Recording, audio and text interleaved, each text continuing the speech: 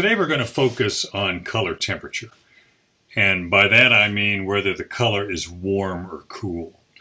And it helps to really make that sink in, the idea that more important than the local color, the idea that this tree is yellow-green or that the building is a brown or red-orange, there's no brown in nature. The local color, red apple, green tree, what matters is the light on it. Because that's the most important thing in our painting, is to suggest the light. And it's the color temperature that does that, not the local color. Now, the local color is important in that we want to be able to mix the colors that we see or want to put in there. But that's not the ultimate, most important thing, to be able to match color. So a painting like this, if I painted this photograph, what would matter in this grass is not that I match this green exactly. What matters is that it's real light compared to the bushes, even the sunlit bushes. It's lighter than those bigger sunlit bushes, and that it's warm compared to the shadow, which is cooler. So, I could make this purple shrubbery. As long as I have a warm purple or a warm violet here and a cooler violet here, that's what matters. Then it's going to work. And we get too caught up in matching the color. I don't have to have this brick red-orange. It could be a muted violet. It could be a warm violet in the sunlight and cool violet in the shadow. Or it could be, just a warm or cool gray or muted red. Anything, as long as the temperature is right. So it's the idea that skies aren't always blue and grass is not always green.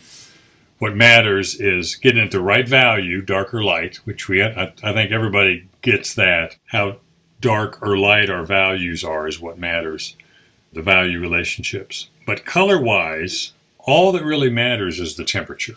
And a good way to see that is to use two colors plus white, a warm color and a cool color. A good combination is burnt sienna for the warm color and ultramarine blue for the cool color.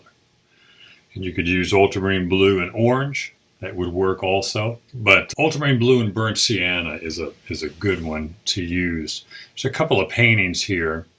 They're illustrations by Dean Cornwell. He was a really good illustrator back in the early 20th century, or early part of it. And here, I'm not sure exactly if he's using blue and burnt sienna. He might be using black and burnt sienna. But he doesn't have any local color in here at all. It's almost monochromatic color-wise.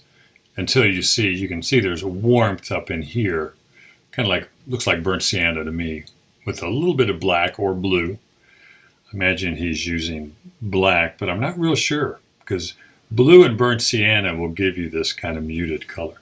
But either way, black is a cool color, or a cool non-color. But you can see with just two colors, he's got a full value range, because value has nothing to do with color. It's just dark and light. And then he's got a combination of warmer color, where he's got more burnt sienna, and then cooler color, where he's got more blue or black. And this isn't direct sunlight like we're going to do in a landscape, but you can see it almost looks colorful, even though he's just using two colors. Then at the end, he throws this real strong blue in here, and that's probably burnt sienna there too. So I think he sticks with the same colors here, just the same two colors. But you can see the values work because he's focused on the values really well. If we make it just a black and white, still works, still looks, you can see the light that's suggested. And then as we add the color, just having two colors gives it a bit more colorful impact because those two colors are warm and cool. And when you have warm and cool together, they kind of vibrate. So this warmth and cooler colors side by side create a lot more interest. And this is also Dean Cornwell here. Now here he's got, I'm pretty sure it's just blue and burnt sienna. Until the end, or sometime, he adds the red in the clothes on the two figures. And a little bit of green up there. But everything else is just blue and burnt sienna. Now it's a lot of burnt sienna, and he uses the blue to darken and gray it. So here the burnt sienna stands out the most. So that it has an overall warmer feel. Even the shadows have some blue in it to make them darker and a little cooler, but it's still warm.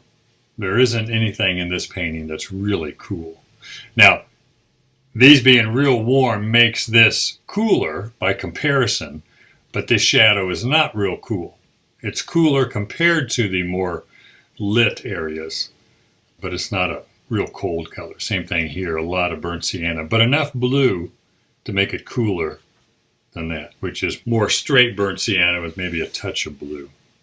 And burnt sienna blue sometimes will turn kind of green. You get kind of a greenish hue in there because there is yellow in burnt sienna. He might also be using raw umber, which would really get a lot of green in there. Either way, he's using just warm and cool color. And very effective. Once you get the temperature, if your values are right, that goes without saying, the values have to be right. Once you get the temperature, the warm and cool color really help with the suggestion of sunlight, cool shadows, warmer sunlight. So same thing here, you got a lot of strong sunlight. And if we kind of work back to front, I'm using here in Photoshop, I can mix whatever color I want with the colors I have on my palette. So for the background, this is a lot of blue right there with a little bit of burnt sienna. And this is burnt sienna with white, not much white, but enough to make it lighter than the shrubbery. So this is burnt sienna with white and a little bit of blue. And that's that range it gives you. It has a sense of being somewhat colorful, but it's just two colors. And that's all in the shadow. And then down in front here, of course, I'm not worried about green. You can see the green shrubbery here. Not worried about green at all. But the green is warmer than the shadow. So here, blue with a little bit of burnt sienna. And here's burnt sienna with a little blue. So I'm forcing the temperature in there. The grass here is lighter than the shrubbery, but it's warm. So again, more burnt sienna with the white to get lighter, and blue with a little burnt sienna for the shadows. Same thing with the building. This has burnt sienna in it, but enough blue to cool it off and make it cooler and stay in the shadow. So not much. Same thing with the sky. Mostly blue, maybe just a slight touch of burnt sienna in the sky. But this still has the suggestion of sunlight. And you still know that this is grass down here. And you know that these are shrubbery and the building and so on. Because once you get the values right and the shapes right, it's going to work within the picture plane. You don't have to have a full range of colors, or any kind of color for that matter, just the warm and the cool. Because this really captures the sunlight. Same thing with this one. I didn't do anything to this one. And again, we need to think compositionally first also, along with value, and decide when you look at things like this. You know, there's a lot going on. What's the most important thing? And of course, for me, it's somewhere in here. So that means I need to cut off some of this and cut off some of this. Don't fall in love with stuff on the edge. And decide which side is going to have more stuff in it. And to me, the shadow side is more interesting. So I'm going to have a lot less of this sunlit side over here. And also going to have a lot less sky. This is very bottom heavy.